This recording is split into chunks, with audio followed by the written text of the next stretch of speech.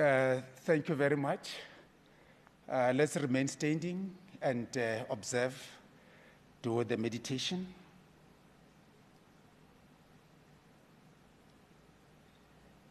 Thank you very much. Let's get seated.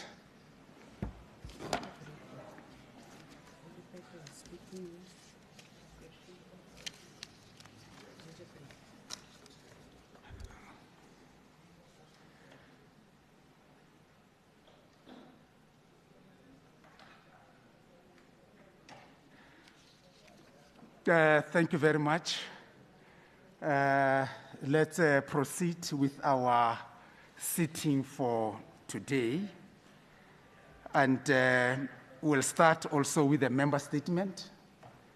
And in terms of apologies, I have Honorable Modise, who will not be able to attend today, and also 24th and the 25th. He's attending the classes. Again, we've got Honorable Munisi, also who's not really feeling well.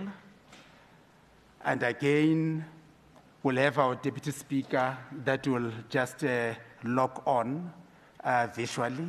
Also, she's not feeling well. And then the Chair of Committees might also be arriving, just getting delayed through the traffic. But others, they've logged on the visual platform. With the member statement, I'll start with Honorable Paledi Khamela.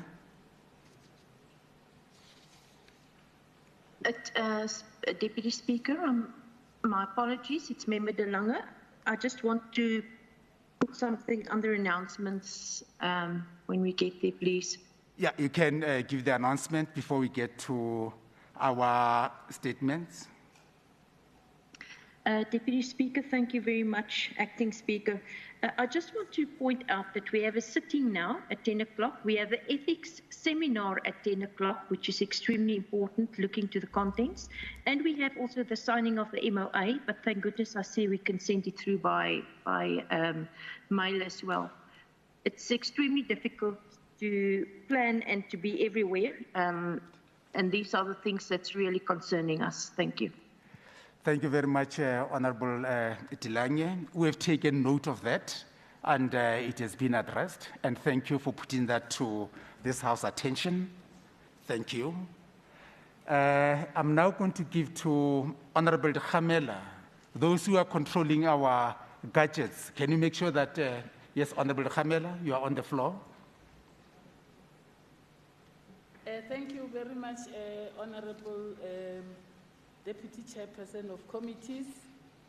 In line with Rule 81, the National Strategic Plan 2017-2022 is a roadmap that enables thousands of organizations and individuals to pull together to overcome the HIV, TB, and STI epidemics by working towards one set of national goals and objectives. Global Tb Caucus was launched in 2014 on the sidelines of the Union Conference with the then Minister of Health, Dr. Motsoaledi, and Lord Nick Herbert as co-chairs. In the May 2018 lead up to the United Nations high-level meeting on TB, the TB HIV Care was asked to support the launch of the South African TB Caucus. Subsequently, the South African TB Caucus was launched on the 4th of September 2018, and a debate on the TB was held in Parliament. The Global TB Caucus is a unique international network of political representatives and are supported by a dedicated secretariat. Members of the caucus work collectively and individually to increase progress against the TB epidemic as subnational, national, regional, and global level. Members of the caucus adhere to the principles outlined in the founding document, the Barcelona Declaration, to working across geographical and political divides in a non-partisan and inclusive fashion, to engaging with civil society and all other stakeholders involved in the fight against the TB epidemic, and to confront stigma and social isolation associated with the disease.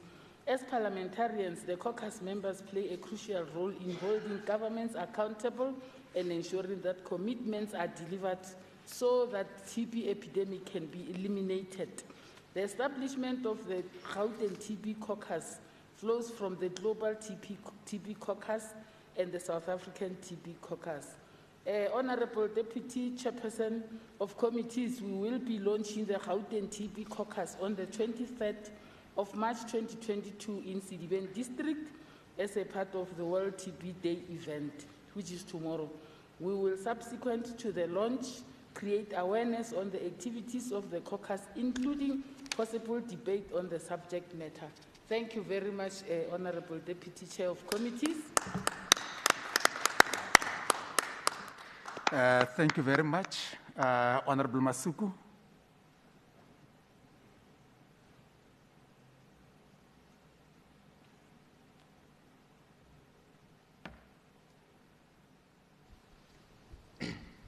Honorable Deputy Chairs of Chairs, Honorable Premier in absentia, members of the Executive in absentia, Chief Whip of the Majority Party, members of the Provincial Legislature.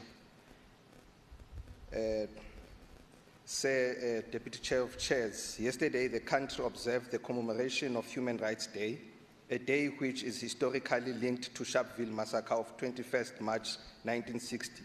On that day, 61 years ago, the brutal apartheid regime killed 69 unarmed black South Africans and injured over 180 more who were peacefully protesting the abhorrent system of past laws. On that day, the right of life was violated and gross human rights violation was committed. It was a crime against humanity. In 1996, we adopted a new constitution for the Republic of South Africa. We made a conscious and a deliberate choice to include fundamental human rights in the form of Bill of Rights. Today, I wish to draw your attention to Section 27 of the Bill of Rights, and I want us to have a frank and robust discussion on it. Section 27 of the Constitution states that everyone has a right to have access to healthcare services, and that state must have a reasonable legislative and other measures within its available resources to achieve the progressive realization of each of these rights. Section 27, subsection 2, places a positive obligation on government and enshrines the principle of universal access to healthcare services in South Africa. One of the impediments to the successful provision of healthcare services in South Africa over the last decades has been the rising number of medical legal claims, both in public and private healthcare sector. It is a strategic threat to the whole healthcare system in the country. In Gauteng alone, they now stand at an estimated 22 billion, almost half of the healthcare budget of Gauteng. I want to be clear, there is a difference between adverse health events and medical negligence. If we do not get this distinction right and put it in our public health promotion program, we will be committing to our people ignorance and unfairly condemning our hard-working healthcare workers. I also want to be clear that whereas we must protect and advance our people's rights to justice, we also know that not all medical legal claims are honest, ethical, and lawful. We need to fight against the unscrupulous elements in the medical and legal professions who have formed a get-rich-quick schemes at the expense of vulnerable patients. Otherwise, we are jeopardizing the entire system as well, breaking the spirit of ethical, professional, and capable healthcare workers. We believe in the following practical intervention, which must be implemented without fail: improving healthcare services to ensure the reduction of serious and adverse medical events, developing the law of delict through case laws such as Matola Matter and others, which show the courts agreeing with the state that alternative remedies to monetary payments can be acceptable, and then healthcare centers of excellence will be the first port of call for corrective surgeries. The mediation method, as opposed to litigation, which is largely spearheaded by Gauteng and pioneered by the Gauteng province.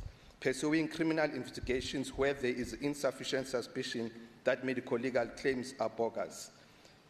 As recent as the 25th February, President Cyril Ramaphosa established an intergovernmental litigation forum, which is convened for the first time to discuss key interventions which highlighted the importance of mediation.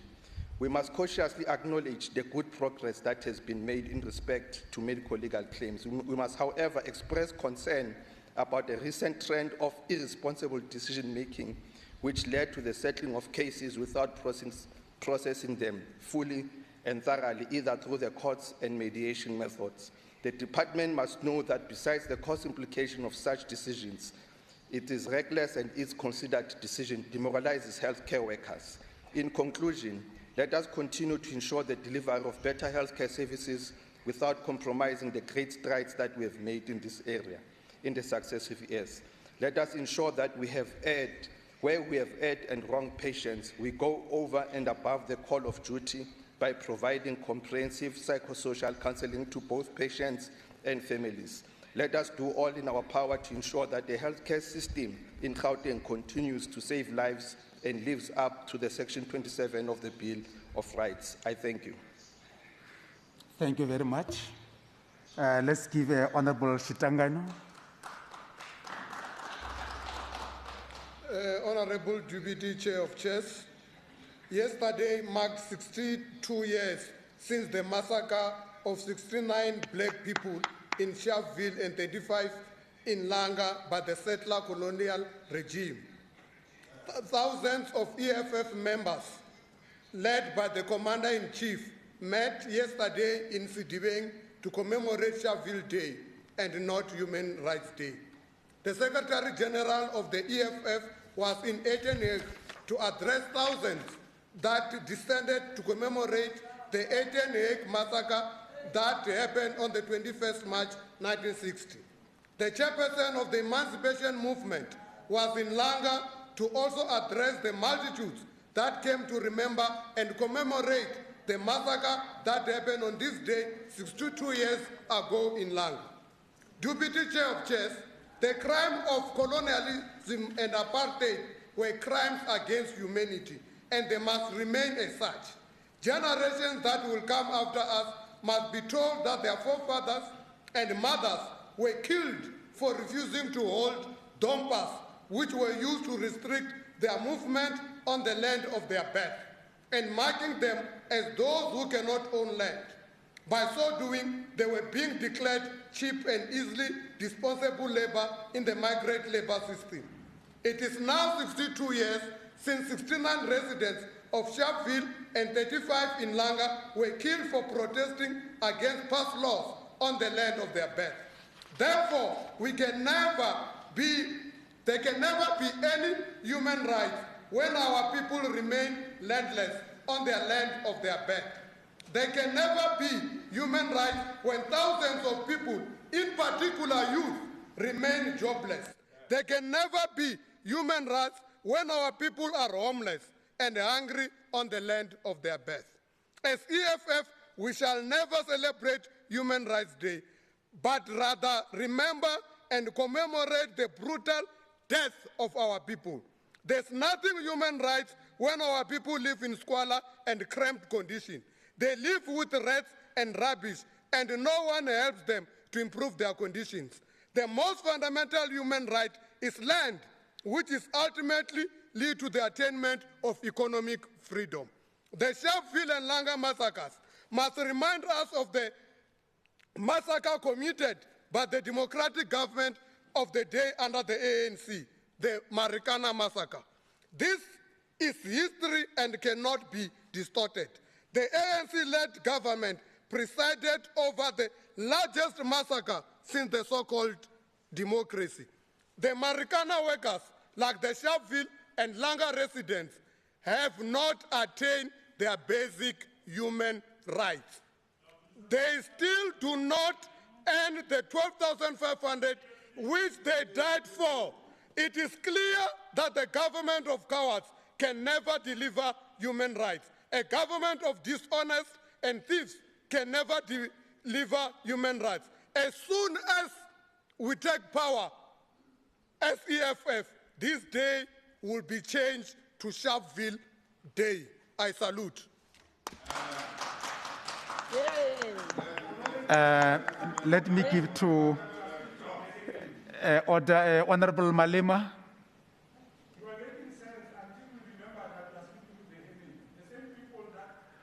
Honorable Malema. Thank you very much. Wait, Malema.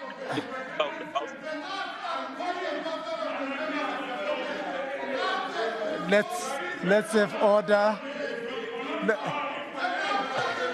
Let's have order.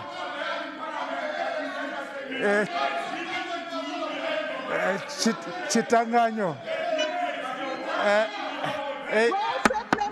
Honorable Chitanganyo. Honorable Letwalo. Yeah, let's have order on that one. Honorable Malema, be on the floor.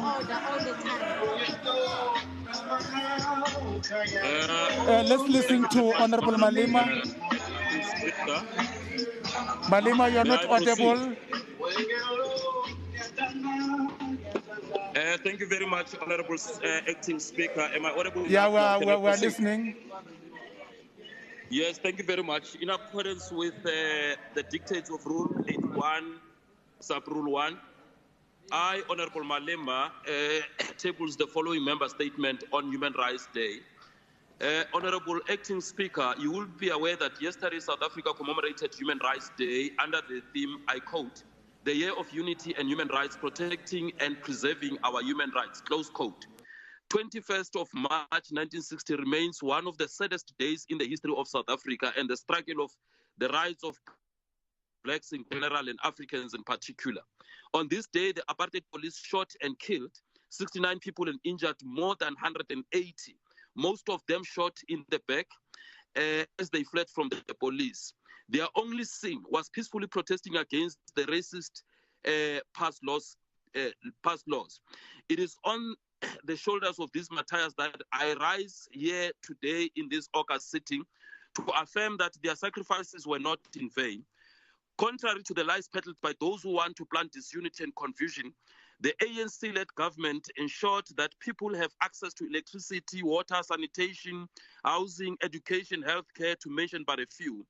By 2016, 12 million households had access to electricity compared to 1994. 93% of South Africans had access to water compared to 62% in 1994, while the access to decent sanitation increased from 50% in 1994 to 80% in 2016. While we know and acknowledge, Honorable Acting Speaker, that we still have South Africans that live under dire circumstances, facts cannot be changed. We refuse to allow our detractors to intentionally plant seeds of disunity, division, and hatred among South Africans for their own political gains and gimmicks and tricks. The ANC remains committed to its mission of building a united, non-racial, non-sexist, prosperous, and democratic society. I thank you, Honorable Acting Speaker. Thank you very much.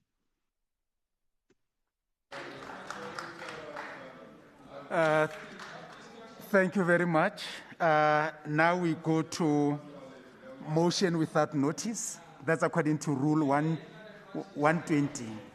Let me give the Deputy Chief Whip motion without notice. Deputy Speaker. Which rule? Thank you, Deputy. Yeah, sorry about. I, Member Thokozile Makakula, Acting ANC Chief Whip. Sorry, I don't have the one for Honorable Letwaba, but I've been informed that you've sent that. So let's give Honorable Letwaba, then we'll go to motion without notice. I don't have it here with me. Honorable Letwaba. Thank you, Honorable Deputy Chairperson. On the 17th of February, RMTC launched an online registration process which had caused a lot of problems to the driving schools in the province and throughout the country. All these driving schools lost income for a period of 30 days, and people who had made arrangements for registration of cars, licenses, and everything were affected. Despite that, Chair, the EFF has noted the agreement signed between RMTC and the National Driving School Association of South Africa regarding the online driver's license booking system, which had been a matter of concern for some time now. We welcome the intervention and the move for opening a platform for consultation between the two parties. Deputy Chair of Chairs, we have equally been urging the department to play an active role in ensuring that the transport system in the province, particularly those that involve public transport, need to be regulated. We believe that the establishment of this council will be a step in the right direction and will not only be used to facilitate dialogue between the stakeholders in the transport industry, but will also be extended to other public transport where systems will be put in place for regulation. It is a well-known fact that majority of driving schools in Gauteng are predominantly black-owned. This is one industry that provides livelihoods to thousands of families.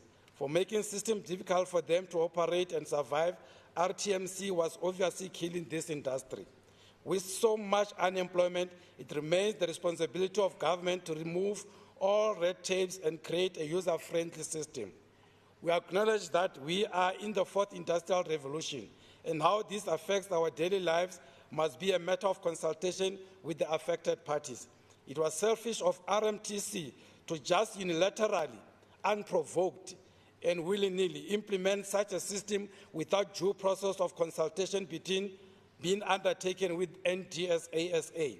We call on the Department of Roads and Transport to also open platforms for consultation with the taxi industry and the e-lane drivers towards regularizing this industry and subsidization, because most black people use taxis, e-hailing taxis to and from work daily.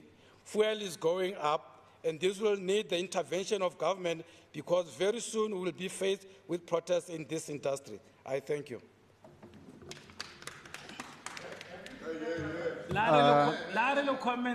Thank you very much. Let me give a motion without notice, and then I'm giving it to the Deputy Chief Whip. At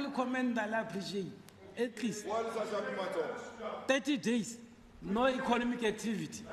Let's have order, Ledwaba. And Deputy Chief Whip. Thank you, Deputy Chair of Committees. I, Member Thokozile Makakula, Acting ANC Chief Whip, hereby tables the following motion in terms of Rule 121 and Rule 122 as follows. 1, noting that the Standing Committee for the Scrutiny of Subordinate Legislation's report for the third quarter was not programmed for today's sitting. 2, the Standing Committee of Petitions report on the third quarter report was not programmed for today's sitting. 3, the OCPOL report on youth unemployment workshop on curbing the youth unemployment crisis, exploring youth intervention strategies for Gauteng was not programmed for the House sitting of the 24th March 2022. And 4, the Community Safety Portfolio Committee's third quarterly report was not programmed for today's sittings for the 22nd March 2022. Further noting that the Health Committee's Focus Intervention Studies report on assessing whether Gauteng hospitals have the capacity to carry minor infrastructure maintenance projects was programmed for the House sitting of today, 22nd March 2022. 2, e-governance focused intervention studies, a report on the impact of the GPN rollout of the township service providers, finding the linkage between the GCR ICT strategy 2015-2020 and the Gauteng township economic revitalization strategy 2014-2019 was programmed for the House sitting of the 25th March 2022. 3, Gauteng Provincial Treasury Focus Intervention Study report on compliance with governance 30-day payment period to service providers was programmed for the House sitting of the 25th March 2022. And the Infrastructure Development Committee's Focus Intervention Study report and second FIS on maintenance of GPG hospitals and clinics was programmed for the House sitting of the 25th March 2022. Therefore, request that the House resolves as follows. The Standing Committee for Scrutiny for Subordinate Legislations report be included in today's House sitting of 22nd March 2022. The Standing Committee of Petitions third quarterly report be included in today's sitting of 22nd March 2022. The e-governance focus intervention study report on the impact of the GBN rollout on the township service providers, finding the linkage between the GCR ICT strategy 2015-2020 and the Gauteng township economy revitalization strategy 2014-2019 be removed from the House sitting of the 25th March 2022 and be tabled at the sitting of the second term. The Gauteng Provincial Treasury Focus Intervention Study report on compliance with government's 30-day payment period to service providers be removed from the House sitting of the 25th March 2022 and be tabled at the House sitting in the second term. The Infrastructure Development Committee Focus Study report on the second FIS on maintenance of GPG hospitals and clinics be removed from the House sitting of the 25th March 2022 and be tabled at the House sitting in the second term. The Health Committee's Focus Intervention Study report on assessing whether Gauteng hospitals have the capacity to carry minor infrastructure maintenance projects be removed from today's House sitting of the 22nd March 2022 and be tabled at a House sitting in the second term. Lastly, the OPPOL report on youth unemployment workshop on curbing the youth unemployment crisis, exploring youth interventions strategies for Gauteng be included for the House sitting of the 24th March 2022, and the Committee Safety Portfolio Committee's third quarterly report be included at today's House sitting of the 22nd March 2022. I so move, Deputy Chair of Chairs. Thank you. No, thank you very much, Deputy Chief Whip. Do we get a seconder? I rise to second Acting Speaker, Member Adams. Okay, thank you very much. Again, under the apologies, we omitted the name of the Premier. Also, he submitted the apology. That won't be part of the sitting. Again, we don't have any questions to the Premier. The questions we have, it is to the Executive. We'll start with Honourable Shackleton. That is a question to the Community Safety. You are on the floor. Honourable Shackleton. Thank you, Honourable Acting Speaker. I hope that I am audible through you to the Honourable MEC for Community Safety. Regarding the Gauteng Traffic Police, will the MEC please indicate, 1, how many vehicles do the Gauteng Traffic Police currently have? 2, are these adequate amounts of vehicles? 3, if not, why has nothing been done about this to date? 4, how many vehicles will be added to the fleet in this financial year? And 5, how many vehicles will be added to the fleet once the Gauteng Traffic Police becomes a 24-hour service? Thank you, Acting Speaker. Thank you very much. Honourable MEC, Nema Zibuko, respond to the question. Thank you very much, Honourable House Chair, and thank you very much, Honourable Member, for the question. In responding to question 1 on how many vehicles we have, we've got 465 vehicles, and at the beginning of the new financial year, we might have 100 extra cars, so total in the coming financial year will be 565 cars. In responding to question 2, whether these cars are adequate, of course they are not adequate. If we have to deploy 2 officers per vehicle, it means the ratio will not be sufficient to actually be suitable for all the cars. In responding to question number 3 on what has been done, the traffic management is in the process of actually double checking and assisting in making sure that we deal with this matter and that enough cars are actually available. In responding to question number 4 on whether there'll be a fleet that will be added, that will actually depend on the availability of the budget. Remember, we don't decide the budget on our own, but it's through a treasury and the PBC that we are allocated sufficient funding to be able to add to our cars. And the challenges of G fleet that we continuously raise that are always being a challenge to us as a department that utilizes the services of G fleet.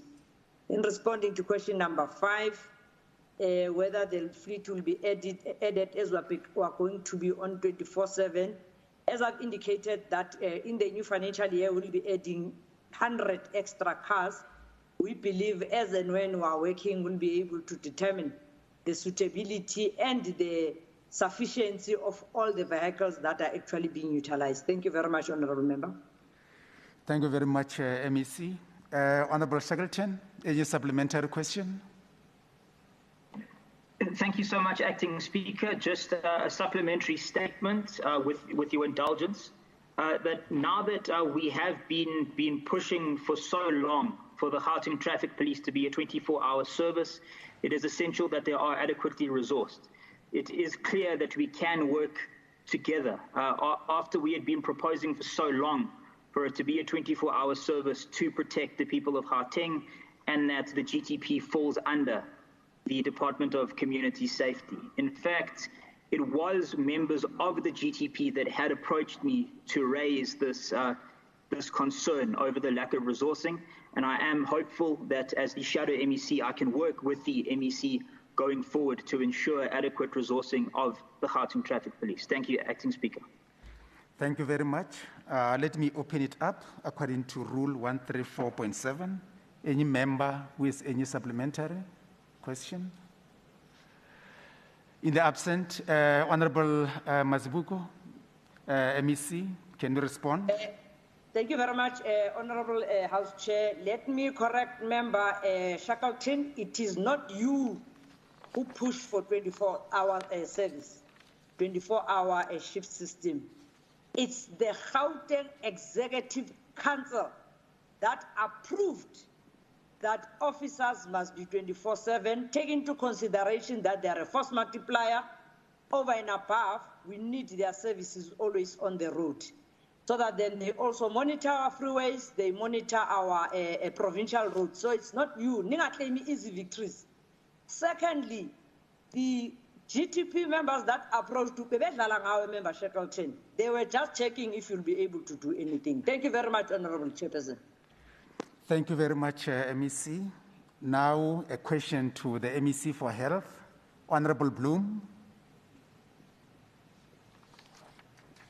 Thank you, Honourable Acting Speaker. With regard to the food shortages at the Chris Hani Baragwanath Hospital, will the MEC please indicate 1, what food shortages have occurred since the 1st of January this year? 2, what are the reasons for the food shortages? 3, who is accountable for the failure to provide the normal full range of food at this hospital? 4, what disciplinary steps have been taken against any official who was negligent in this regard? And 5, what has been the effect on patients of the food shortages? Thank you. Thank you very much. MEC Mkheti, respond to the question. Thank you very much, Honourable Deputy Chair of Chairs, and good morning to all honourable members in the House. Thank you very much, Honourable Bloom, for the question. Response to question 1, no food shortages have occurred since January this year. However, some facilities had bread supply challenges in March 2022. Response to question 2, there are no shortages of food at health facilities. There was, however, a shortage of bread supply for a short period at facilities. Shortages came as a result of partial payment made to suppliers. A number of facilities made use of existing petty cash to buy bread. It should be noted that the contract for bread supply expired by the end of February 2022, and this was a transversal tender that was arranged by Provincial Treasury. Response to question 3, there should be no employee held accountable for failure to provide full range of food at facilities.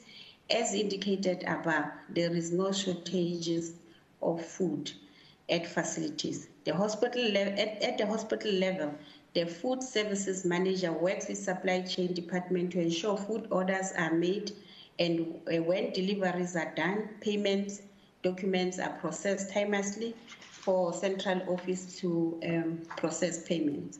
Response to question 4, no negligence was found on the part of any managers at the hospital. In fact, the director, logistics, and the acting food service manager had implemented contingency plans to source bread through using petty cash. Response to question 5, patients have been served with meals as per their dietary requirements on daily basis. There are no records of patients which has not been served with meals. Thank you very much, Honorable Chairperson. Thank you very much. Honorable Bloom. Thank you, Mr. Acting Speaker. To be honest, I found that very hard to accept. And surely there is negligence if they have to use petty cash to buy bread, and plainly there wasn't enough bread.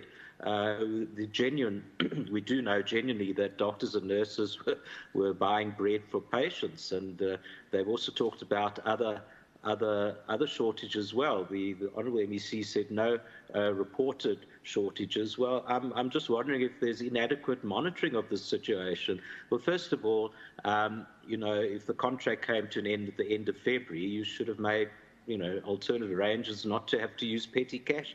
Plainly, petty cash wasn't enough to provide bread, and there's continuing complaints about food shortages at hospitals. I think maybe the Honourable MEC is being given wrong information by the hospitals. Thank you. Thank you very much. Any other member wants to raise a supplementary question? In the absent, Honourable MEC Mkheti, respond. Thank you very much, Honourable Chair of Chairs. I think I did indicate to Mr. Honourable Bloom that the quality assurance and the risk assessment will do an investigation in all the hospitals that Honourable Bloom listed in the media. But currently we don't have a report, and we visited Chris Hani Parakwana. We checked the stores. There was no shortage of food. Thank you, Honourable Chair of Chairs. Thank you very much. Again, a question to MEC for Health, Honourable Bloom. Thank you, Honourable Acting Speaker. Regarding post-mortems at the state mortuaries, will the MEC please indicate 1, what is the average time to do a post-mortem? 2, what is the backlog in numbers of the reports on the post-mortems? 3, what is the average time to produce the report in the post-mortems? 4, what accounts for the backlog and the long time to produce reports in the post-mortems? And 5, what is being done to cut the backlogs and speed up the reports on the post-mortems? Thank you very much. Okay, MEC. Thank you very much, Honourable Deputy Chair of Chairs, and thank you, Honourable Bloom, for the questions. Response to question 1, it takes on average 60 to 90 minutes to do a post-mortem in our mortuaries. Response to question 2, Honourable Bloom, I've attached a list of a number of facilities with backlogs. For easy reference, I think we've got about 11 facilities with different backlogs. The response to question 3, the time varies from region to region and from facility to facility, but is around 4 to 6 weeks per case. Important to note is that the experience of doctors and support staff, the nature of cases. For example, a stab wound might take a shorter period than a person with multiple gunshots, and the speed of the doctor and other support staff and the equipment that they are using. Response to question 4, not all processes of investigations are found in one division or in one roof. Biochemistry tests like the test for blood, alcohol, and toxicology are conducted at different forensic chemistry laboratory. The actual post-mortem examination is conducted at forensic pathology laboratories. Different circumstances at the different venues always play a major role on the time of completion of the post-mortem reports. There is an ever-increasing case-to-staff ratio. Certain cases by nature, like multiple gunshots, as I've already mentioned, which are found to be in some areas more than the others, contributing to immense backlog. Response to question 5,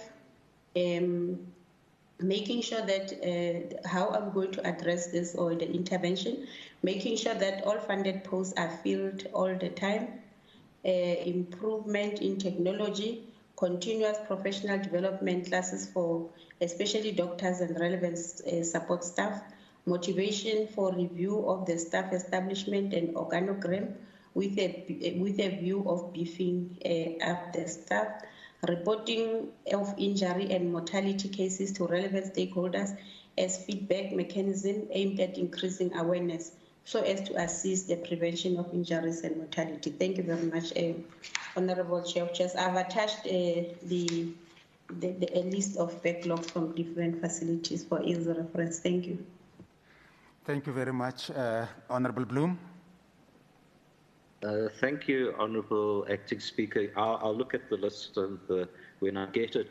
I'm a little puzzled because I deal with cases all the time where people come to me and some of these reports can be over a year and they need this for insurance, for claims, just to set their minds at rest. You can understand that the families are very concerned, and the backlog seems to be with the reports. The post-mortems, as the Honourable MEC has said, are done quite timeously, but there's all sorts of backlogs. I have put in numerous questions about reports that are outstanding for a long time. So from what I understand from the MEC, it might be because there's other labs that are taking time to complete the process. But I really think that this issue of very long time for reports is causing a lot of distress to people. Thank you.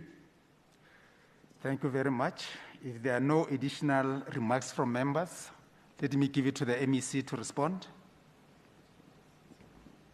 Thank you very much, Honorable Chair of Chairs, Deputy Chair of Chairs. The comment is noted. Thank you. Thank you very much. Now I'll call upon Honorable Radebe on behalf of Honorable Munisi, a question to community safety.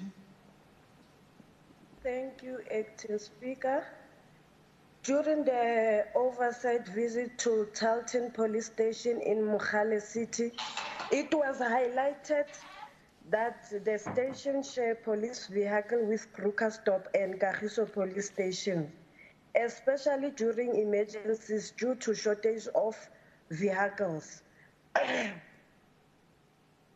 With this in mind, will the MEC please respond to the following question? For how long this problem of police vehicle shortage in Talton been going on? In your response, please indicate how many vehicles are allocated for the entire community and how many are currently operational. What is the expected response time for police officer to attend to emergencies under normal circumstances when police vehicles are readily available?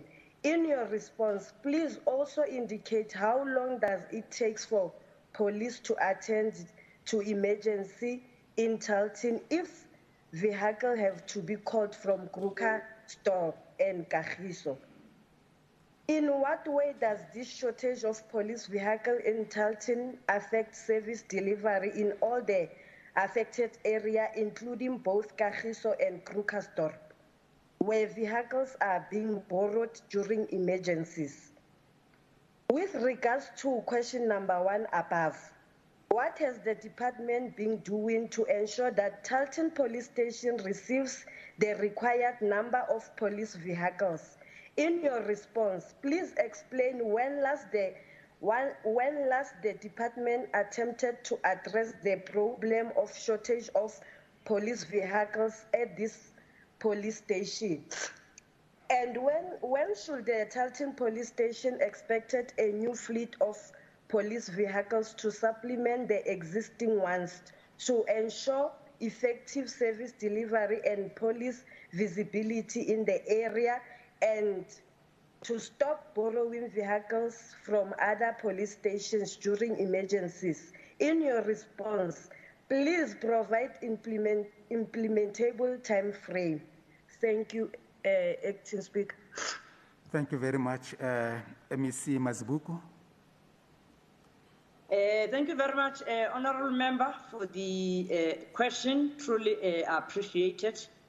In responding to question number 1 of how long has this problem of shortage of vehicles been in Talton, in responding to that, Honourable House Chair, is that Talton Police Station have got their own allocated cars, and that's according to the required resource allocation, because it is not necessarily a bigger station, but it is a station that has been classified in accordance to its resources. And on the question of saying how many cars were actually allocated, a total of 21 cars were actually allocated to Talton, and currently 15 of them are operational. In responding to question number 2 on when is the expected response time for officers, under normal circumstances, as and when a case is being reported, the response by police will then be at that opportune time. So police are not necessarily sitting at the station waiting for call out. There is sector vehicles that do attend as and when a community has called upon them. And as a result, the turnaround time of when should police respond when they are being called to the community, it depends on the availability and where is the whereabouts of the sector vehicle. If it is an emergency that requires also detectives do attend to that complaint. And in that question 2, there is a question that is being asked of how long does it take for emergencies if they have to use cars from Krugersdorp and Kagiso. Unfortunately, there's no evidence that cars from Krugersdorp and Kagiso are the ones that have to respond in Talton, except if there are operations that are joint. Then that's when you find all stations do go and work within a specific precinct. For example, when there is Ukaimolao, you will find cars as far as Carltonville coming to work in that area, because it will have been a joint operation that requires those resources, or is per how the district has identified that all men and women in uniform, including other law enforcement agencies, they will actually attend to that operation. So it does not necessarily mean when you see a Kagiso car or Krugersdorp car within Talton, it means it's there to assist, but sometimes it is based on the operations that will have been done at that opportune time. In responding to question number 3, in what way does the shortage of vehicles in Talton affect service delivery? As I've indicated, the resources that have been allocated, the cars that have been allocated to Talton, they are in line with their needs and capacity. In responding to question number 4, what has the department been doing to ensure that Talton police station receive the required number of vehicles? Of course, we do the jeep sessions, which is when we monitor and engage with the station and station management together with the CPFs in ensuring that all the time those that are required to be able to be there, especially the resources in terms of the needs and requirements. And if there are cars that have gone for repairs at their various garages, then the engagement in ensuring that those cars also become available to be able to assist the station. In responding to question number 5, when should the Tarleton police station expect new fleet? In actual fact, they have been allocated 5 new vehicles. 3 of them will be delivered by the 31st of March. Thank you very much, Chair of Chairs, for that question from Honorable Member. Thank you, Siabo. Thank you very much. Honorable Radebe. Thank you, Acting Speaker. Sometimes I wonder if our MEC of Community Safety, she goes and do the oversight, or she's just answering us for the sake of answering. Because this question, Member Miss did go and do the oversight. Everything that she's asking here is the truth. So, MEC of Community Safety, really, you are not doing justice towards our people. But it's fine, your time will come, we will have the MEC that will do the job for our people, because really, sometimes you're just answering for the sake of answering. So thank you, Acting Speaker. Because I know for the fact that she's saying the vehicles that have been taken to the garage, they are coming back. There's no such. I was doing the oversight last week at Etwatwa police station. There is no vehicles that have been back from the garages. All the vehicles are still at the garage because they are saying there is no money to pay the service providers. So really, your answers are not, I'm not happy with your answer, MEC, but it's fine. Yeah, according to Rule 134.7, let me allow additional supplementary questions or additional remarks. Honorable Edward. Thank you, Deputy Chair of Chairs. I want to recap what the MEC has said. He said they've got a fleet of 21 and 15 are operational. 6 is not accounted for. Maybe there will be a reason for that. And she did indicate as well as that they are going to have additional 5 vehicles, which in total will be 26. Then my question would be, ideally, how many cars or vehicles would you need for the Tarleton station? Thank you. Honorable MEC. Thank you very much, Honorable House Chair. The first question from Honorable Radebe, I thought is related to Tarleton. Now she includes Abu Twatwa. You want to table a question for Twatwa? Bring it, Honorable Member. Question. Secondly, in responding to a question from Honorable Letwaba of saying how many cars are supposed to be deployed to Tarleton police station. The deployment of cars is in accordance to the prescripts that have been outlined by the SAPS of saying if a station is a brigadier or a colonel station, then their resource allocation is in accordance to that, Honorable Member. Stations do not get equal number of cars. They are in accordance to the sectors that they have, of which each sector is supposed to have 2 cars, but currently due to the shortage of cars, each sector is actually operational with 1 sector car. But secondly, that is in accordance to the requirements that have been set out by the prescripts of SAPS. As a department, we don't set out that, but we monitor that there's implementation and that there's availability of resources for communities for them to actually do the service delivery. Thank you very much for the follow-up question. Thank you very much. Now we move to the first order of the day. Secretary, can take us through. Thank you, Honorable Deputy Chair of Chairs. Cooperative Governance, Traditional Affairs and Human Settlement Portfolio Committee Oversight Report on the 3rd Quarterly Performance Report of the Department of Cooperative Governance and Traditional Affairs for the 2021-2022 financial year. Thank you. Now let me call upon the Chairperson May K. Dialed Tavela present the committee report.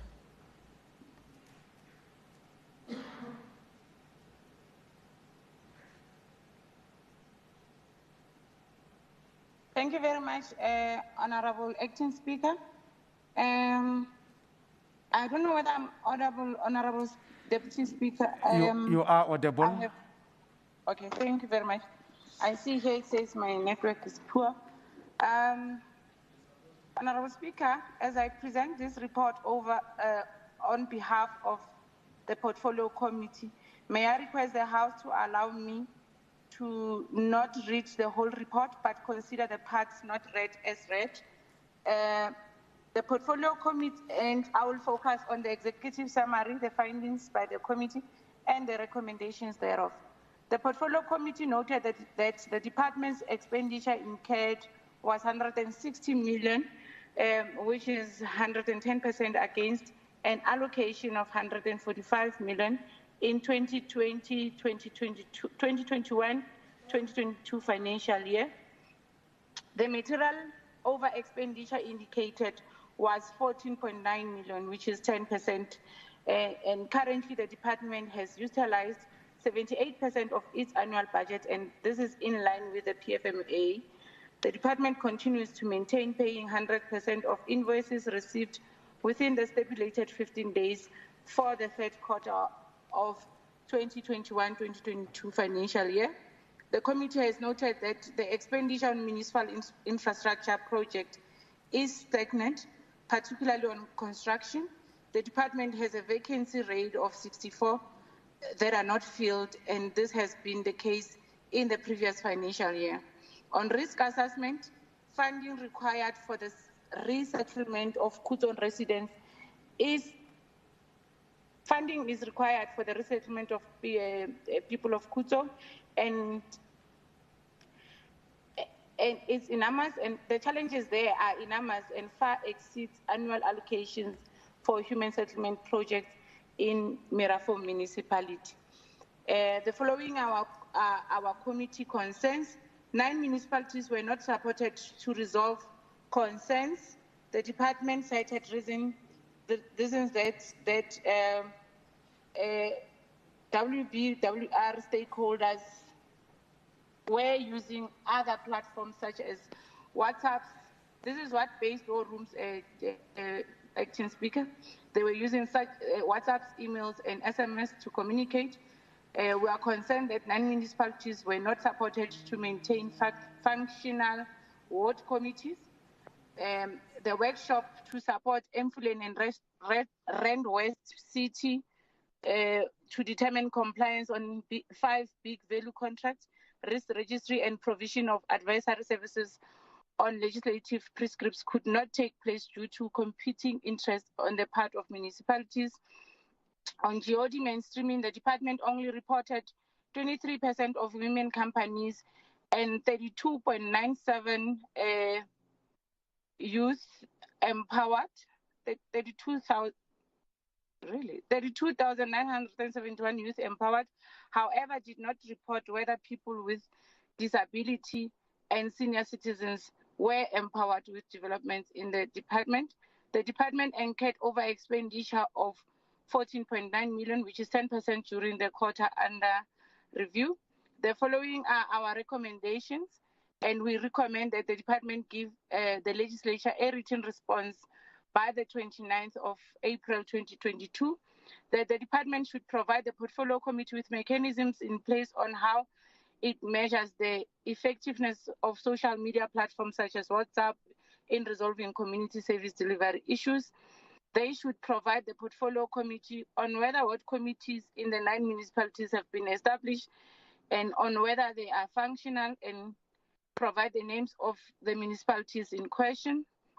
The department should also provide the Portfolio Committee with details on whether the workshop to provide knowledge and skills to Enfuleni and Western municipalities did take place in mid-January 2022 as scheduled in order to realize value for money and avoid fruitless and wasteful expenditure.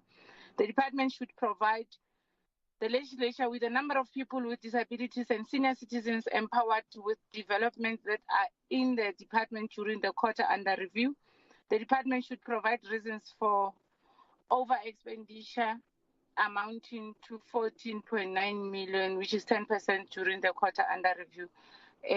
Acting Speaker, I would like to acknowledge and thank the MEC for COCTA, Honorable Lebogang Maile, and the acting HOD, Me Itumele Mokate, and their team. Also, I wish to acknowledge my gratitude to honorable members that serve in this portfolio committee, as outlined in the report. We also appreciate contribution made by the staff of the legislature. In terms of Rule 117, 2C, read together with 164, the COCTA and Human Settlement Portfolio Committee hereby presents the oversight report on the third quarterly performance report of the Gauteng Department of COCTA for the financial year 2021-2022 and propose a recommendation. And hereby we propose that the House adopts the report. Thank you very much. Thank you very much. Do we have a seconder? I rise to second, Honorable Acting Speaker. Thank you. Paul Malema. Thank you very much. Let me now put a question. All those in favor say yes. Yes. Yes. Yes. And those who are not in favor say no. The ayes have it. Now the report is adopted. Secretary, the second order. Thank you, Honorable Deputy Chair of Chairs. Cooperative Governance, Traditional Affairs and Human Settlement Portfolio Committee Oversight Report on the third quarterly performance report of the Department of Human Settlement for the 2021-2022 financial year. Thank you. Thank you very much. Let me call upon the Chairperson, Mekedi Tlabela, to present the committee report. Thank you very much, Acting Speaker. Like the previous report, I request the House to allow me to focus only on the executive summary of this report, as well as the findings of the committee and the recommendations, and consider the parts that I'm not going to read as read. Amongst, the Portfolio Committee noted that the annual appropriation for the department was 5.9 billion. In the second quarter, it was reported as 5.912 billion and has spent 4.4 billion, which is 57% of its total allocation at the end of the third quarter. The department allocated a total of 1.5 billion in the third quarter, and at the end of the quarter under review, the department managed to spend 1.6 billion, which translates to an overall expenditure of 106%, and the department was supposed to spend 100% by the end of the quarter under review and has slightly overspent its quarterly budget by 6%.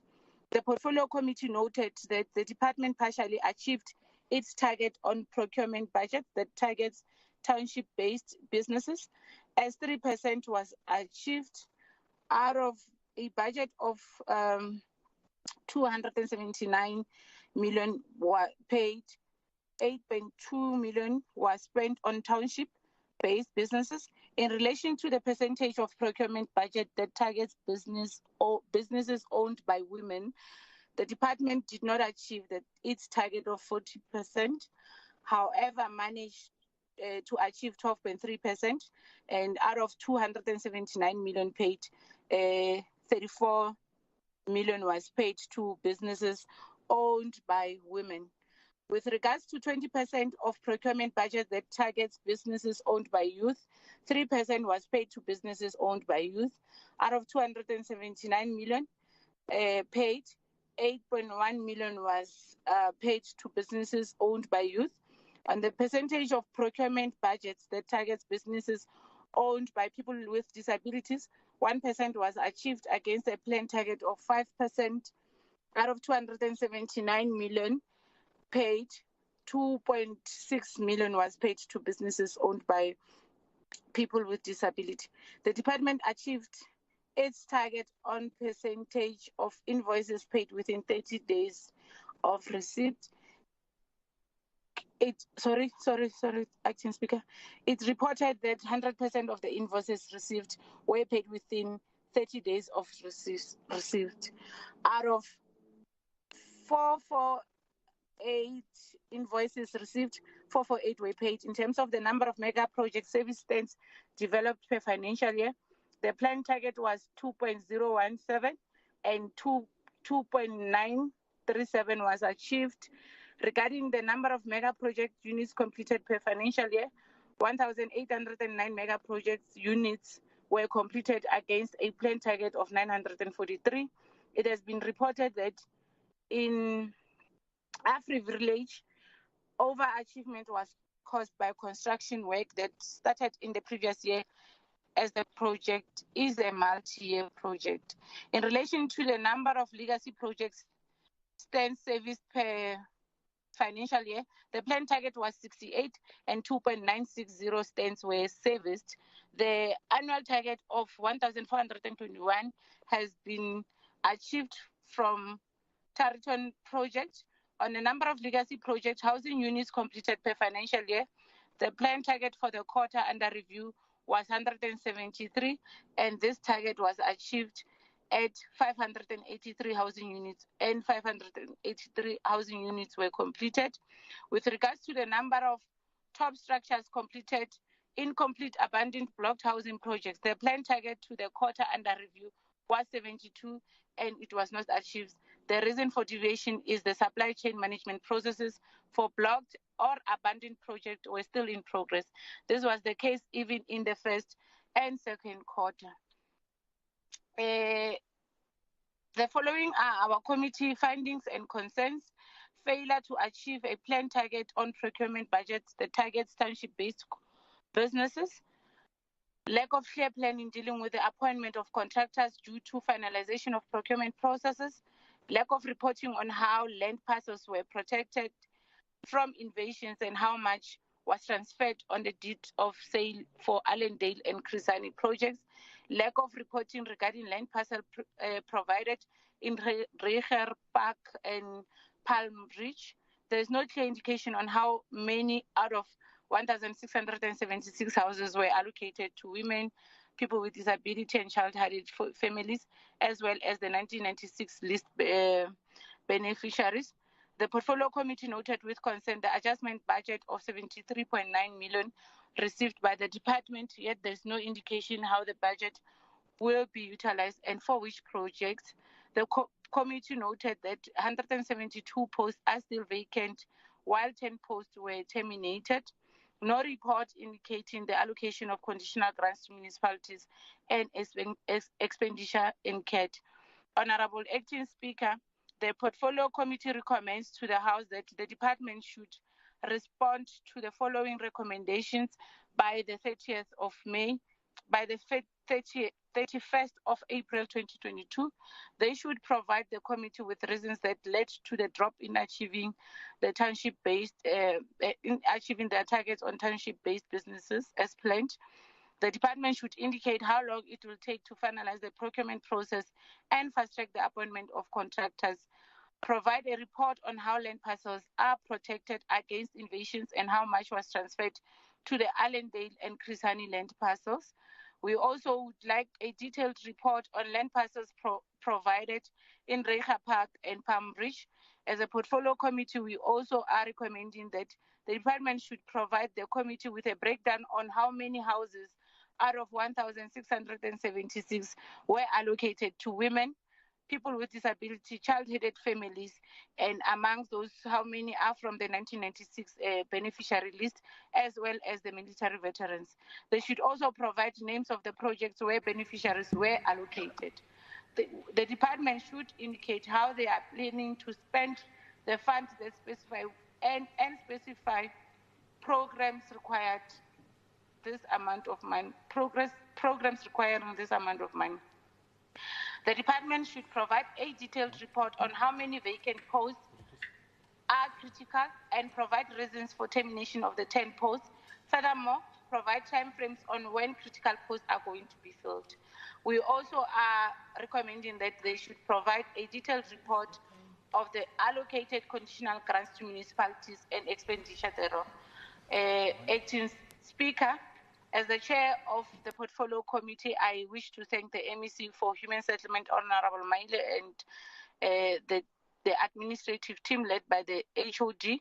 I also wish to thank my colleagues in the portfolio committee, Honorable Pinky Ngube, Honorable Schneeman, Honorable Malema, Honorable Sirota, Honorable Msimang, Honorable Dlamini, Honorable Tong, Honorable Ledwaba, Honorable Adams, and Honorable Dilani. We also appreciate contribution by the staff of the legislature. In terms of Rule 1172C, read together with 164, as Gauteng Portfolio Committee hereby present the oversight report of the third quarterly performance of Department of Human Settlement in Gauteng for the financial year 2021-2022 for adoption in this House. Thank you very much. Thank you very much. Do we get any seconder to the report? I rise to second acting chairperson. Speaker, thank you. Okay, thank you very much. Let me pose a question. All those in favor say yes. And all who are not in favor say no. The yes have it. Secretary, you read the third order.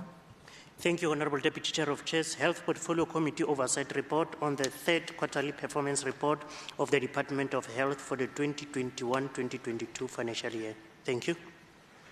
Let me call upon the Chairperson, Mayor M. Paladi de Gamela, to present the committee report.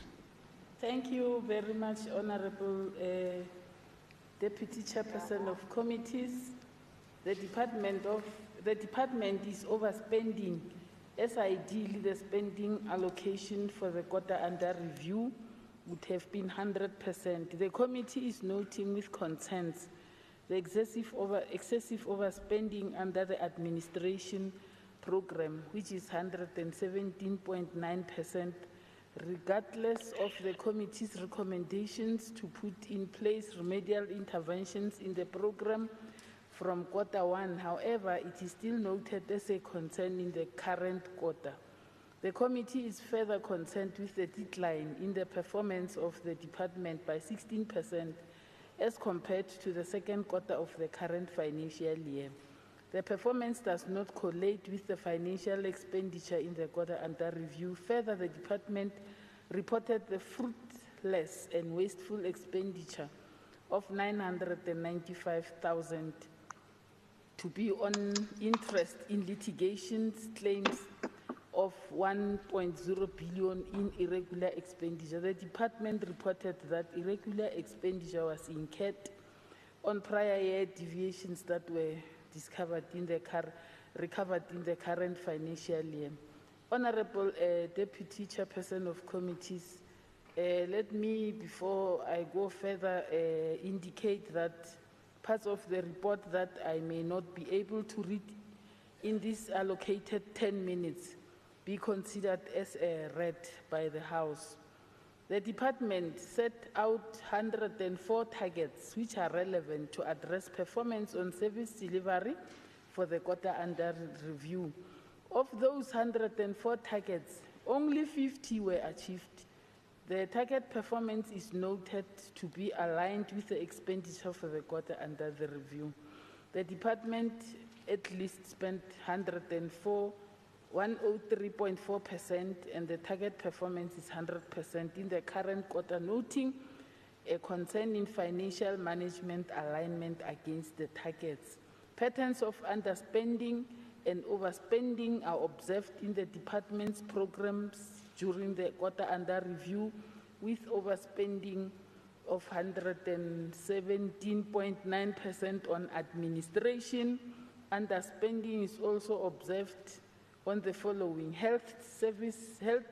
district health services 71.9%, emergency medical services 65.1%, provincial hospital services by 74.3%, central hospital services by 71.4%, health sciences and training 43.6%, healthcare support services 70.3%, health facility management by 61.8%. The committee is concerned with the department's expenditure patterns, Honorable Deputy Chairperson of Committees. Otherwise, the programs of the department were aligned with key priorities, which were to provide affordable access to quality health care while promoting health and well-being, to phase in national health insurance with a focus on upgrading public health facilities, producing more health professionals and reducing the relative cost of private health care, and increasing average male and female life expectancy at birth to 70 years, progressively improve TB prevention and cure, reduce maternal, infant and child mortality to significantly reduce prevalence of non-communicable chronic diseases, also to deploy primary health care teams to provide care to families and communities. Everyone must have access to an equal standard of care, regardless of their income, and to fill posts with skilled, committed, and competent individuals. Moreover, the department's program were aligned with the growing Gauteng Together GGT strategy. Honorable Deputy Chair of Committees, the department at least participated in a program called TAPO 1 Million. This is a job creation and empowerment program for the unemployed youth. The department will be ensuring contribution to the program by offering internships programs and learnership programs for the qualifying youth.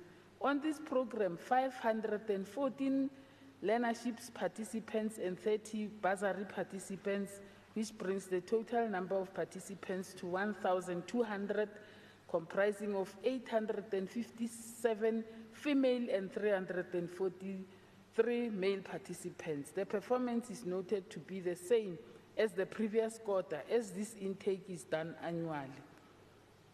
Committee believes that the department was adequately capacitated and resourced to carry out its functions. However, the departments need to improve on the following areas: filling of vacant positions and ensuring that unfunded posts are attended to based on the population growth demand study and assessment.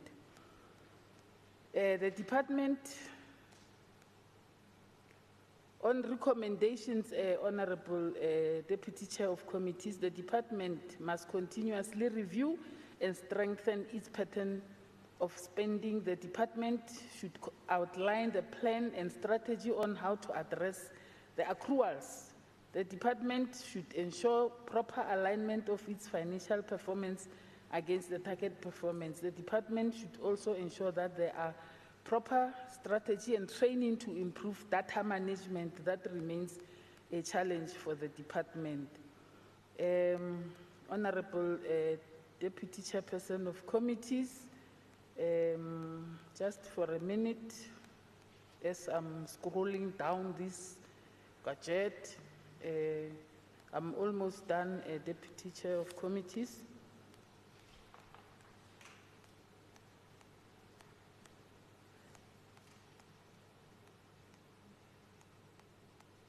Yeah, on the ICT rollout across facilities, the performance is also as follows. The land infrastructure installation is at 100% complete across the targeted 33 CHCs to enable implementation of HIS and PACS.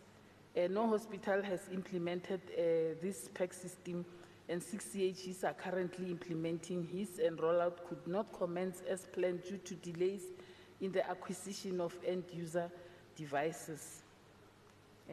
Honorable Chairperson, Deputy Chairperson of Committees, on acknowledgements, I wish to thank the Honorable MEC of Health, Dr. Mokgethi, and her team for the preparation of the third quarter report for 2021-2022 financial year and the efforts made in taking the committee through the details of the report and responding to questions raised by honorable members.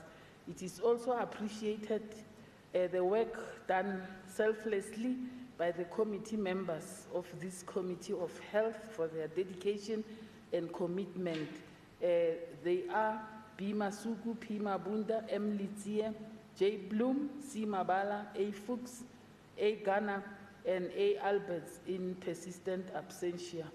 Last but not least, I would like to acknowledge the support staff led by Group Committee Coordinator Z Mpanchwambalo, Dr. Ninweli, researcher, senior researcher, and Dr. Mokonoto, the researcher, and also the following coordinator: Senior Coordinator N. Gidi, Coordinator N. August, Committee Administrator Tim Somi, Service Officer Aingobo, Hansat, Staff M. Makwela, Information Officer W. Sibande, Communications Officer A. Mukoka, and Public Outreach Officer N. Butelezi.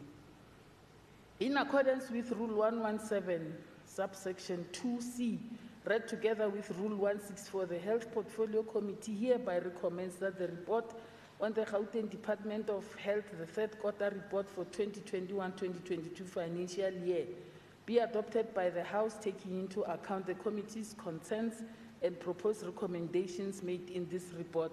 I thank you, Honorable Deputy Chairperson of Committees.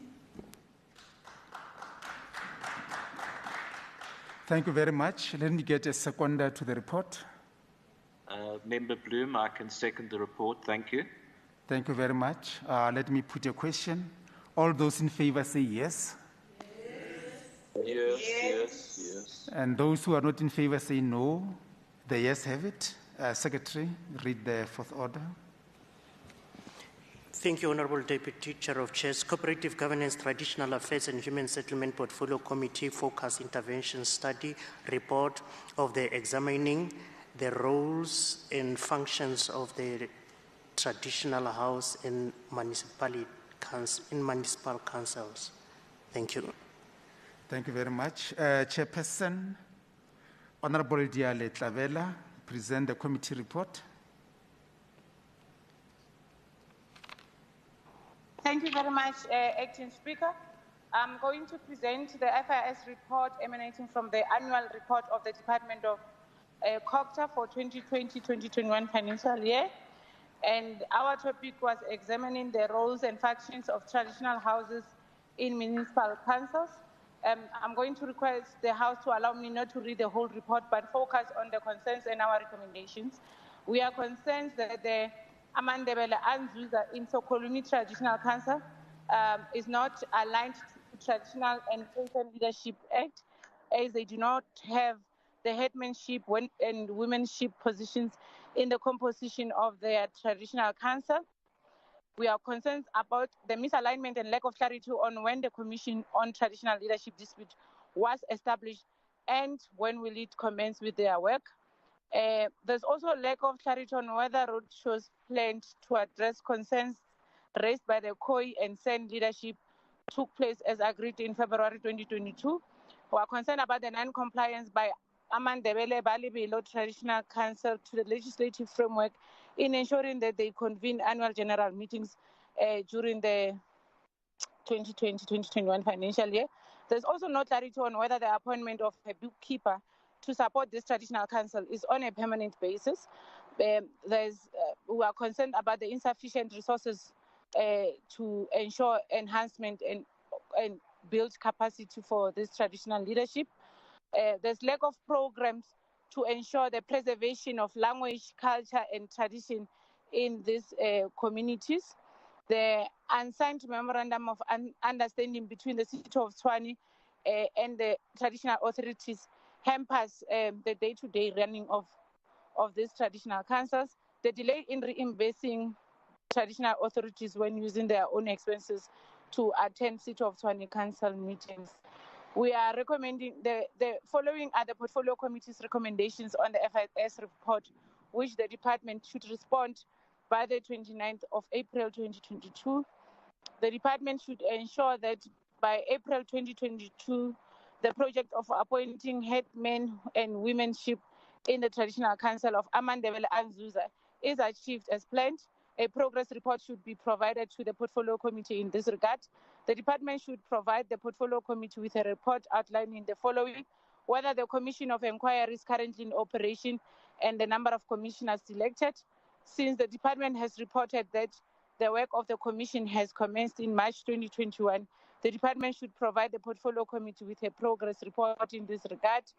The department should also ensure that the roadshows to address the concerns raised by the Khoi and San communities on the TKLA Act take place as it was proposed.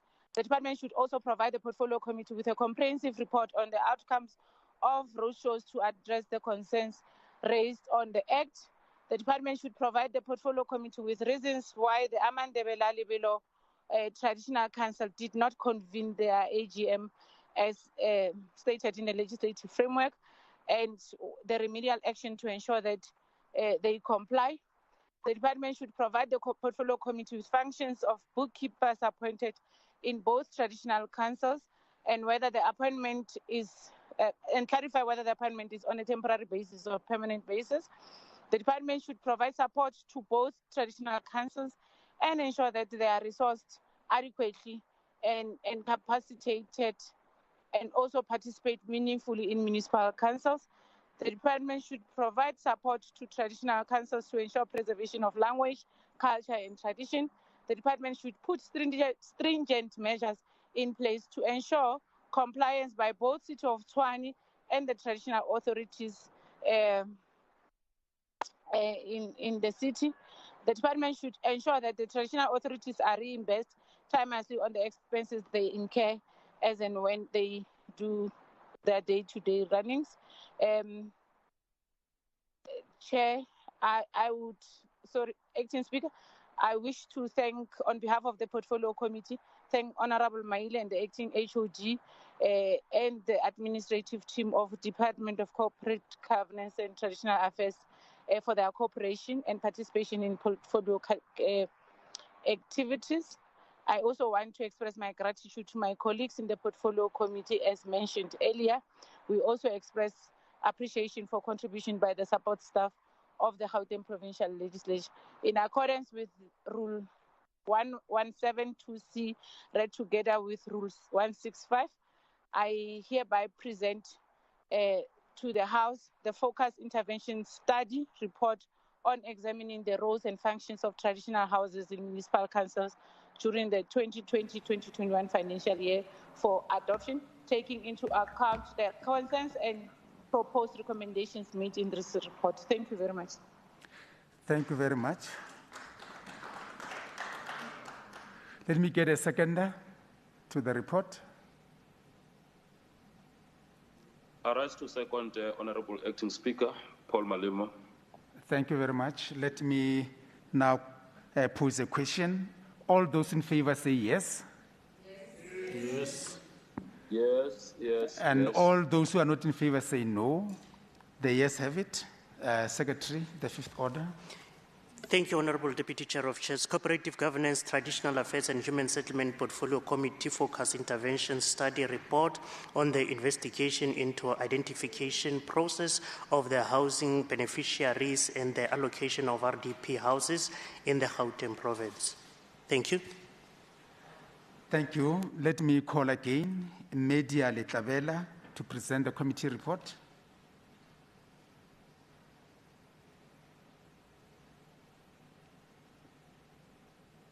Thank you very much, Acting Speaker. May I also request the House to continue to allow me not to read the whole report and consider the parts of the report that are not read as read. I'm going to focus on my focus and what I will outline in this House is on committee concerns and our recommendations to the House. Chair, in conducting this FIS, we found that there's lack of coherent and comprehensive communication on the provincial housing allocation policy to Gauteng communities. We also found that there's misalignment and lack of an integrated approach to implement the provincial housing allocation policy by municipalities. There's also no clear anti-fraud strategy to deal with those, especially officials who manipulate the allocation system.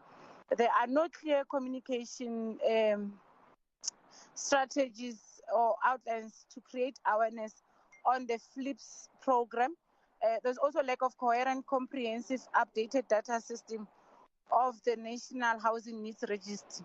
The committee is also concerned that vulnerable groups such as women, child-headed families, people with disability, and people on the 1996-1999 beneficiary list are not sufficiently prioritized in the allocation process that has been happening throughout the province. The Portfolio Committee also remained concerned with corrupt practices during allocation of houses and the non-responsiveness of the department in dealing with the allegations. We also found out there's a mismatch and misalignment on issuing of title deeds to beneficiaries already allocated houses. There's also lack of cooperation between municipalities and the department during the allocation of houses. We're also concerned by the lack of coordination between the national and provincial department on the housing registry matters. The Portfolio Committee is also concerned with the slow pace of allocation of backyard and hostel dwellers during housing allocation in Gauteng. We consulted with various stakeholders, and amongst them, we invited the research institutions that we find in Gauteng, the CSIR, the Human Research Council, and the public protector when we were conducting this study, as well as communities of Gauteng through petitioners who always petition the legislature on this matter. Chair, we are recommending to the House and proposing that the department should, by the 31st of May, submit written responses to the House. The department should provide a coherent and comprehensive communication strategy on the provisional housing allocation policy for Gauteng communities. The department should ensure alignment and integrated approach to implement the provincial housing allocation policy by municipalities. The department should put stringent measures in place to tighten the system and take action on officials that manipulate the system. The department should submit a report on FLIPS beneficiaries and provide a marketing strategy that educates communities around this program.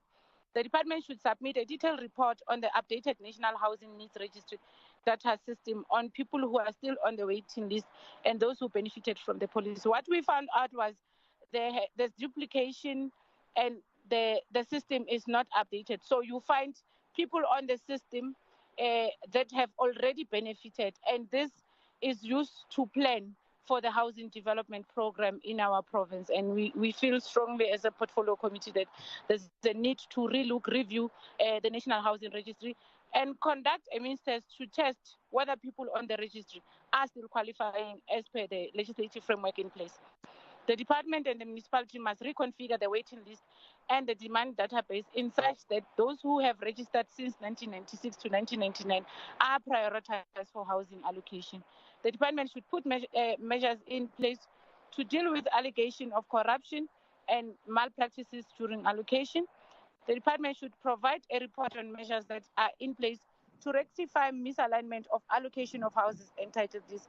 Furthermore, provide strict measures to be used against those who evict people and invade houses. The department should provide the committee with a comprehensive report on the collaboration with municipalities on the process of allocation of houses.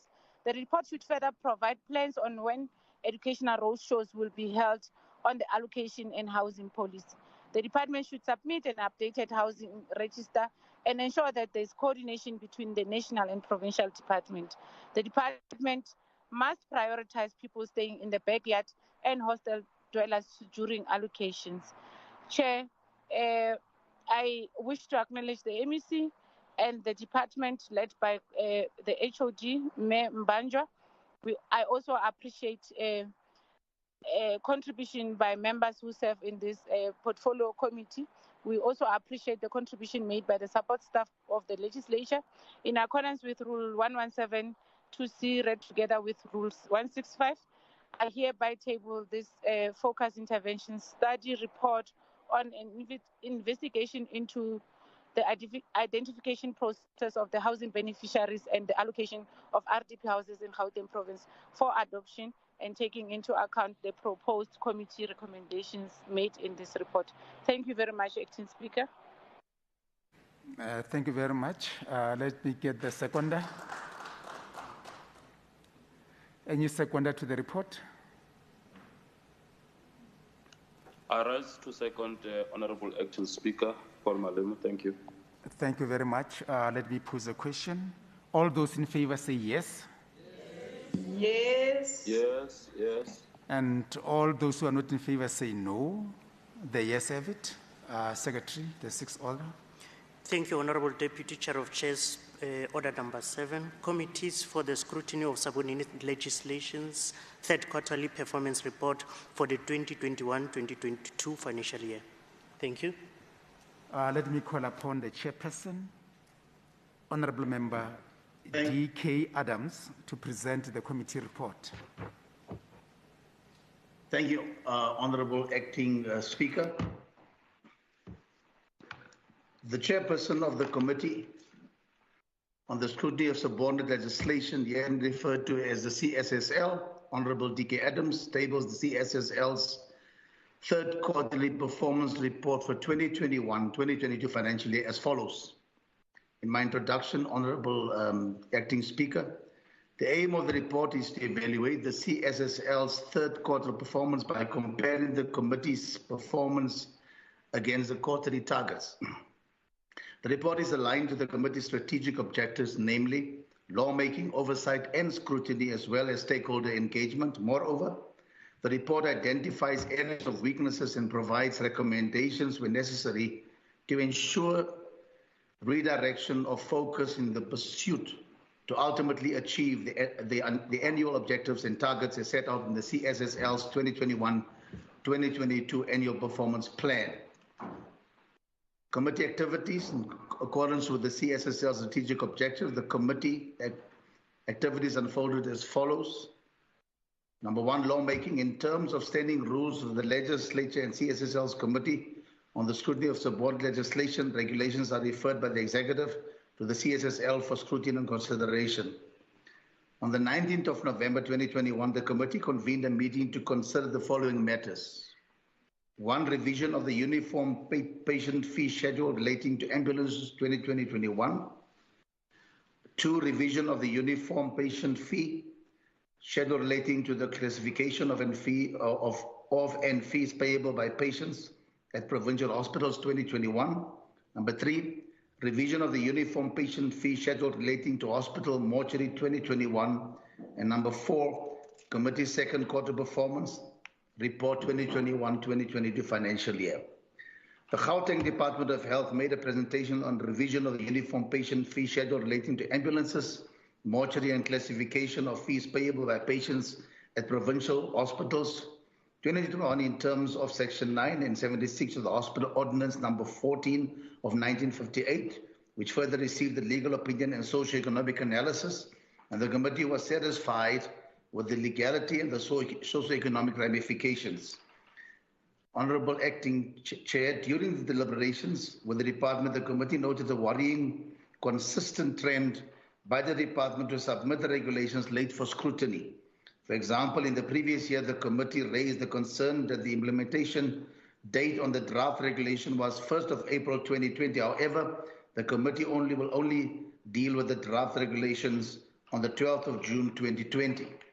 This financial year of 2021, the same can be observed as the implementation date on the regulations was the 1st of October 2021, yet the committee dealt with regulations on the 9th of November 2021. The department must refrain from doing the same thing that the committee has been constantly warning against. These inconsistencies in implementation have a direct bearing on the revenue collection and on the provision of services to the citizens of the province. The committee resolved that the department be requested to rectify the implementation date, and after assessing and satisfying itself, the committee approved the regulations relating to the revision of the Uniform Patient Fee Schedules relating to ambulances, mortuaries, and classification of fees acceptable by patients at the provincial hospitals 2021 in terms of Section 4, Subsection 9B of the Gauteng Scrutiny of Subordinate Legislation Act 5 of 2008 as amended. Oversight and scrutiny. In the quarter under review, the committee had a joint meeting with the Economic Development Committee on the 9th of November 2021. The meeting received and considered the following matters. Presentation of the project and planned adoption of program to consider the Township Economic Development Bill. Presentation of the research analysis on the Township Economic Development Bill. Presentation of the legal opinion on the Township Economic Development Bill. Triple B to present plans on stakeholder mobilization for Township Economic Development Bill. Communication presented the media plans on the Township Economic Development Bill and proceedings advised on procedures to be undertaken. The meeting resolved that a workshop will be arranged for members on the bill to empower them on the clauses of the bill. Overall performance of the committee, Honourable Acting Speaker, the CSSL has managed to achieve its quarterly objectives. Lawmaking, the committee considered and adopted the amendments to the Gauteng Health Uniform Patient Fee, as I said previously. Oversight and scrutiny, the committee considered and adopted the report on the post-legislative scrutiny, which was conducted in the Gauteng Provincial Road Traffic Amendment Regulations 2020. However, the committee had none achievement around stakeholder engagement, as in the quarter under review, no stakeholder engagement was considered or conducted by the committee due to COVID-19 and lockdown regulations. The activities of the CSSL were well supported and attended by own members and support staff. Moreover, the members of the committee showed commitment and contributed positively to the deliberations of the committee. Adoption of the second quarter committee report. The committee's third quarter performance report was presented for consideration and adoption. The committee noted and adopted the third quarter report as tabled. Conclusion, Acting Speaker and also members of the House, the plans which are set out in the third quarter of the 2021-2022 financial year with regards to the implementation of the committee's strategic objectives has been achieved. Acknowledgements, I want to make the following acknowledgements to our committee. Special thanks is due to the following honourable members: M.H. Sirote, M.S. Shackleton, K.C. Mazvi, T.E. Magagula, D.P. Malema, and A.A. Ndlovana. The committee would further like to thank the following support staff for their dedication: Group Committee Coordinator M. Vas, Committee Coordinator S. Inoke, Committee Administrator Ella Mola, Manager Proceedings R. Chilon, Principal Table Assistant K. Khositebe, Manager NCOP Legal S. Nube, Committee Researcher S. Butalezi, Senior Information Officer N. Klebi, Communications Officer T. Mashifane, Ansat Recorder S. Boloy, and Service Officer P. Klima. Lastly, after due deliberations and adoption, the committee adopted the third quarter performance report for 2021 financial year. Acting Speaker, in accordance with Rule 164, the committee presents the report to the House and recommends it for its adoption. I thank you, Acting Speaker. Thank you very much. Let me get a seconder. I rise to second, Honourable Acting Speaker Paul Malema. Thank you. Okay, thank you very much. Let me pose a question. All those in favor say yes. Yes. Yes. Yes. Yes. Thank you very much. Those who are not in favor say no. The yes have it. The report is adopted. Even those who are on the visual platform, we appeal that you participate fully so that we can really hear your voices when we really raise a question. Yes. Let's move to the seventh order. Thank you.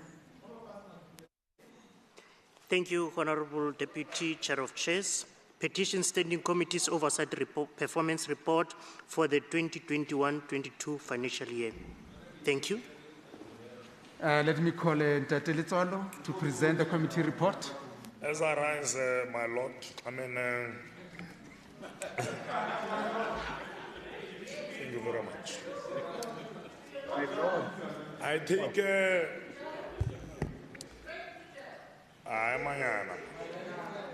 take the esteemed pleasure as the chair of the Petition Standing Committee to table the committee's third quarter performance report for the 2021-2022 financial year. I request that in accordance with the Rule 116, Subsection 4, that the spoken version prevails where there may be substantive differences with the written version. I further request that the House consider the parts that I may not read to be treated as having been read. On introduction, the report is drafted in accordance with the Section 6F of the Gauteng Petitions Act, hereinafter referred to as the Act. In his 21st of February State of the Province address, the Premier of Gauteng, Ndate David Makhura, delivered an aptly titled speech under the name From Public Health Emergency to the economic and service delivery emergency. As the Petitions Standing Committee, we are elated to see a greater focus and proposed intervention on service delivery issues, as the committee is the key provincial service delivery barometer. The Petitions Committee is enthused with the announced intervention in the SOPA that the Premier, working with MECs as well as mayors, will be embarking on weekly site visits across the province to tackle service delivery issues. With this intervention, we are hopeful that it will surely lead to the closure of more petitions, as over 90% of the petitions are service delivery orientated. On new petitions adjudicated during the reporting period, 13 new petitions were adopted, most issues related to housing and others being service delivery matters. The petitions adopted during this period were referred to relevant authorities for investigation and reporting. During the period under review, the committee did not adopt many petitions because most submissions did not meet the requirements as set out in the Petitions Act. Furthermore, the remote working scenario caused a negative effect of walk-in submissions at the legislature. So we agree that we must open up so that people can be able to physically submit those petitions. On closed the petitions, during the period under review, the committee closed 5 petitions. The committee recognizes that it is often difficult to directly correlate specific achievements with the petitions process, as we don't control all the variables related to the closure of petitions. Obviously, that would be dependent on the responsiveness of relevant authorities or departments. However, the closed petitions provide some examples of raising awareness and delivering positive change in relation to the issues raised. So you are accentuating voices of those that will have submitted their petitions. On those 5 that would have been closed, then you will see it in the report, was a request for an additional clinic raised by petitioners from Thokoza. The second one, request for an annual increase raised by the HIV AIDS lay councillors, which is a matter that the department will have looked into and intervened, because they will have uptaken all of those within the community health workers program. Capacity and service standards in Vale Hospital, there's a number of interventions also dealing with the space limitations as would have been raised through this petition. Road safety, there were a number of identified roads there. You will see that the Department of Roads and Transport will have also caused for some interventions there, including putting up temporary measures to sort of mitigate the challenges raised. Electrification of Extension 19, Zone 24, Sebokeng, there would have been a commitment, and that commitment was actualized. The Infuleni local municipality will have reported that the area has since been electrified. So these are some of the examples of the spin-offs of the petitions process. And then on oversight visits and public engagement, the committee had 2 hearings on the 19th as well as the 26th of October during the period under review. Through hearings, the committee seeks to enhance public involvement and participation by providing constant feedback to petitioners, including ensuring meaningful engagements through hearings. On the 19th of October 2021, the committee held hearings on 11 petitions but did not close any petitions. Only commitments were received from departments and authorities, which today have not as far been actualized. On the 26th of October, the committee held another hearing on 10 petitions, and 4 petitions were closed. So these are some of the successes that we're communicating through this report. Petitions analysis. During the quarter under review, the committee achieved a 38.4 resolution rate, which is a 7.4 increase from the 31% resolution rate achieved in the second quarter. Thus far, the first quarter achieved the highest resolution rate, which was an impressive 53.7.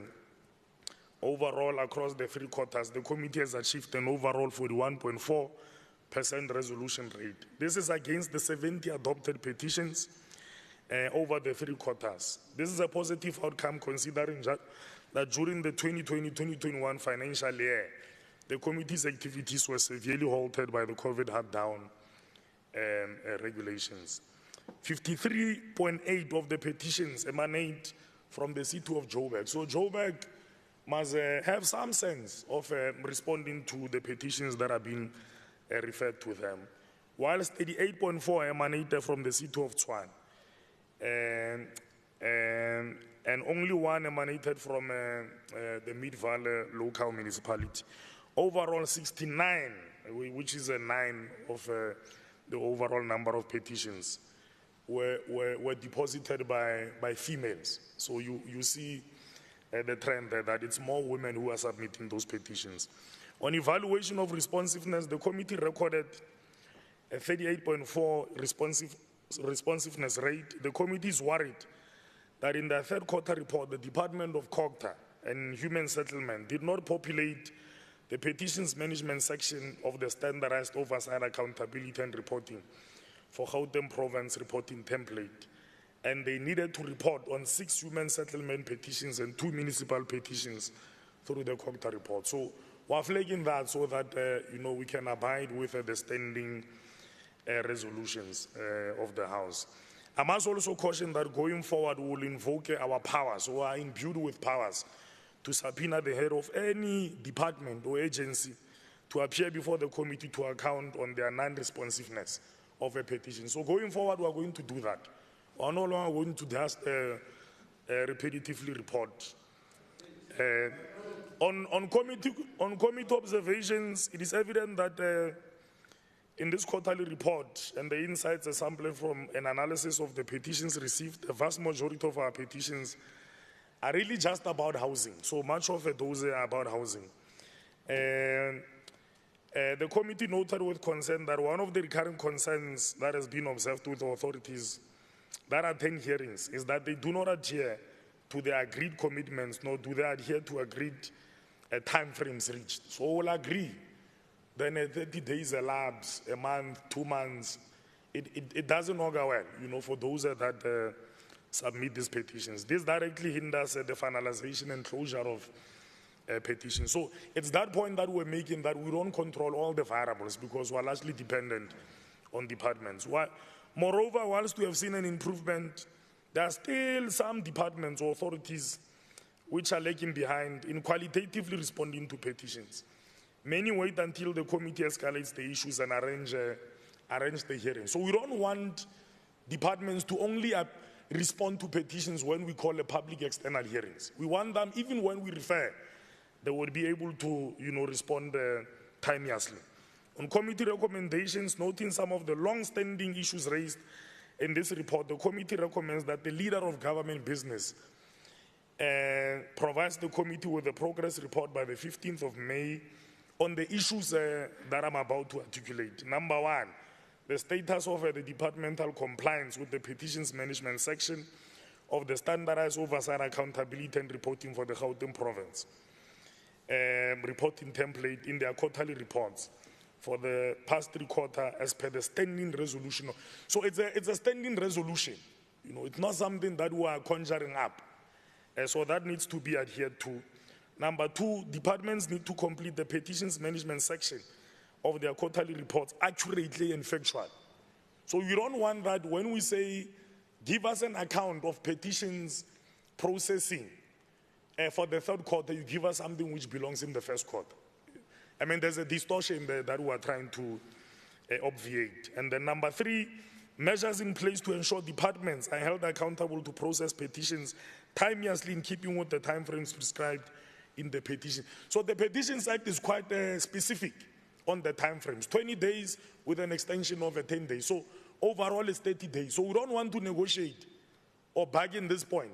So 30 days, that is at the turnaround times for processing of petitions. On acknowledgements, I would like to take this opportunity to acknowledge and thank the political as well as the administrative membership of the committee for their assiduous and indefatigable efforts in accentuating the voices of the residents of Gauteng. On adoption in accordance with Rule 164, the Petition Standing Committee hereby presents the report for the House for adoption. Thank you very much. Let me get a seconder to the report. I rise to second, Chair. Thank you very much. Let me pose a question. All those in favor say yes. Yes. Yes. And those who are not in favor say no. The yes have it. Secretary, the 8th order. Thank you, Honourable Deputy Chair of Chairs. Community Safety Portfolio Committee Oversight Report on the third quarterly performance report of the Department of Community Safety for the 2021-2022 financial year. Thank you. Let me call upon the acting chairperson, Honourable Nkosi Malobane.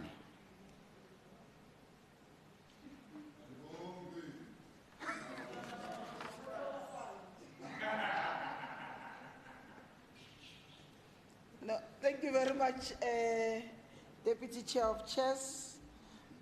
On behalf of the Chair of the Portfolio Committee, Community Safety, Umam Dovana, I'd like to present the report, the Portfolio Committee on Community Safety Oversight Report on the third quarterly report of the Department of Community Safety for 2021-22 financial year. Chair, I'm going to try and summarize the report, so there are parts of the report that might not be read, and I'll request that they be considered as tabled in this sitting. For the quarter under review, the department achieved 37 targets out of the 44 planned targets, marking an 87% achievement of the targets. This was an improvement from the 77% performance achievement recorded in the previous quarter. In terms of the program performance, Program 1, Administration achieved 83%, Program 2, Provincial Secretariat achieved 77%, whilst Program 3, Traffic Management achieved 100%.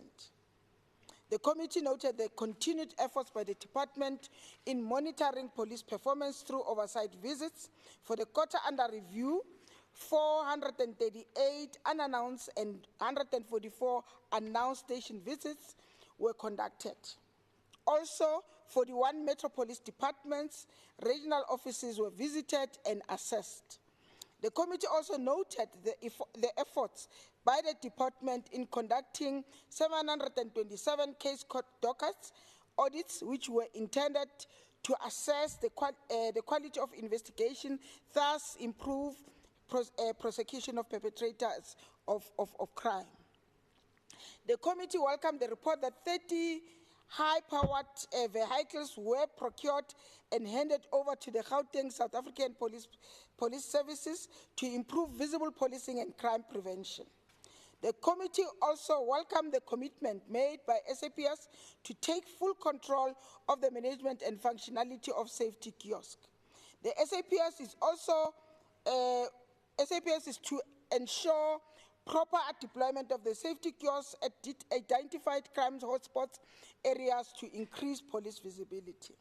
The department recorded an achievement of targets for the quarter as follows: 149 social crime prevention interventions, 848 school safety interventions, 197 GBVF cases were tracked within the criminal justice system, 133 CPFs assessment, and 112 community patroller teams assessed.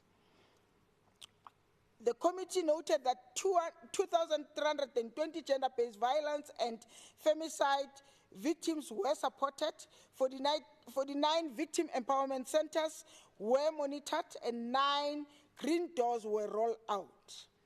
It was also noted that 48 officials, inclusive of law enforcement officers and health care workers, were trained on GBVF matters. The targets that were not achieved were the assessment of community safety forums, monitoring of court watching briefs, and the 100% target in payment of suppliers within the 30-day period. The department reported that measures were put in place to ensure that these targets are achieved by the end of the financial year. The committee further noted, considered the Gauteng crime statistics for the third quarter of 2021-22 financial year. The overall 17 community reported serious crime recorded a decrease by 3.1% when compared to the same period in the 2020-21 financial year. Total contact crimes decreased by 4.5%, and the various subcategories within contact crimes performed as follows: murder cases increased by 18.3%, attempted murder increased by 5.6%, sexual offenses decreased by 7.4%, total common robbery went down by 13.3%, whilst assault with grievous bodily harm decreased by 8.2%, and common assault decreased by 5.4%. In the category of robbery, aggravated car hijacking recording an increase of 20.4%, truck hijacking increased by 18.9%, house robbery increased by 2.6%, bank robberies recorded 2 cases, whilst cash in transit and business robberies decreased by 29% and 4.2 respectively. Gauteng contributed 27.7% to the national crime statistics, although the committed we have actually noticed that there is a decrease in most of the crime categories. It remains concerned by the high number of crimes recorded in the province. In terms of financial expenditure, the department spent 252.8 million of the 234.4 million, which was allocated for the quarter under review. This translates to 108%, recording an over expenditure by 8%. The expenditure per program is as follows. Program 1, administration, 38.8 million of the 42.3 million budgeted for the quarter, representing 92% expenditure for the quarter under review. Program 2, Provincial Secretariat has spent 80 million out of the 62 million allocated for the quarter under review. This marked 129% expenditure, recording a significant over expenditure by 29%. Program 3, Traffic Management, spends 134 million of the 130.1 million, which was allocated for the quarter, marking 103 expenditure. This is a marginal over expenditure of 3%. Our concerns as the committee, the committee raised the following concerns: the high number of gender-based violence and femicide incidents, the high number of crime committed in the province, particularly contact crimes and robberies, the delays in taking blood samples to laboratories by some police stations, the poor utilization of informers to gather crime intelligence, the allocation of 3 million to to avoid truck hijackings, the 15% vacancies rate, as well as extensive acting period of the head of Provincial Secretariat for Police in the department. Committee recommendation: the department must report to the on the outcome of the Green Doors and GBV brigades in addressing gender-based violence and femicide. The department, in its oversight capacity, must engage with law enforcement agencies to enhance crime prevention and reduction strategies to achieve a reduction in crime and report progress thereof. The department must furnish the committee with a progress report on the performance of the police stations which were not adhering to the prescribed timeframes in submitting blood samples at laboratories. The department must engage with the Gauteng SAPS leadership to develop mechanisms to enhance community participation as police informers, to improve gathering of criminal intelligence and reporting of criminal activities. The department must provide a budget breakdown of the 3 million allocated to cover trucks to mobile police station, to convert trucks to mobile police stations. The department must submit a list of all vacant posts, also speedily finalize the permanent appointment of the head of Secretariat for the Police Directorate. The department must submit a report on the above stated recommendation by the 29th of April 2022. In terms of acknowledgement, on behalf of Honorable Alfina Ndovana, I, the chairperson of the chair of chairs, who's also the member of the committee, I would like to thank the MEC for Community Safety, Honorable Faith Mazibugo, Head of Department Nontsikelelo Sisulu, and their team for their cooperation during the committee assessment of the third quarterly report for 2021-22 financial year. I also extend my appreciation to the Gauteng SAPS Provincial Commissioner Lieutenant General Mawela and his team for their cooperation during the committee consideration of the Gauteng crime statistic for third quarter of the 2021-22 financial year. I further wish to thank members of the committee, Honorable N. Mhlakaza Manamela, Honorable myself, Honorable Kanyile, Honorable Bosch, Honorable Shackleton, Honorable Khatebe, Honorable J. Hoffman for the due diligence in the assessment of the 2021 third quarterly report of the Department of Community Safety. I would also like to thank all staff members, the group coordinator Zuziwe Mpatswambalo, senior researcher Sekina Mnweli, coordinator Tabile Alumane, researcher Pablo Madise Banda, committee administrator Tabiseng, and also Tb Kumalo, Sylvester Baloyi, Fezega Royo, Ohoyo, and Miss Azundini Nehu, and all support staff for the assistance given in the consideration of this report. In terms of adoption, Acting Speaker, in terms of Rule 117, 2C, read together with Rule 164 of the Standing Rules of the Gauteng Provincial Legislature, the committee hereby presents this report to the House for adoption. Thank you very much, sir.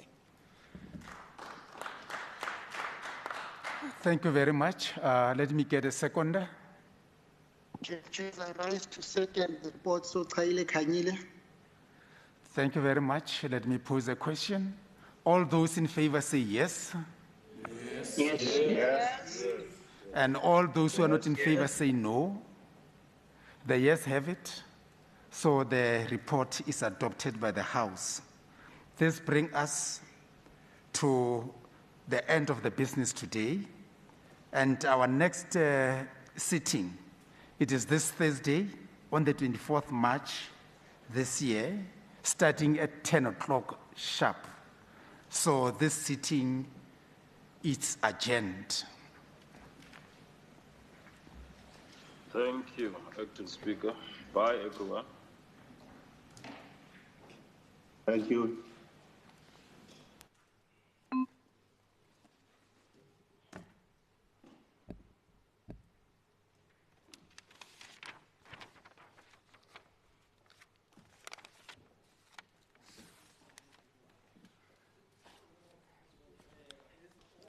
Yethu nam nginenye case man esinye isikolo zithu actually.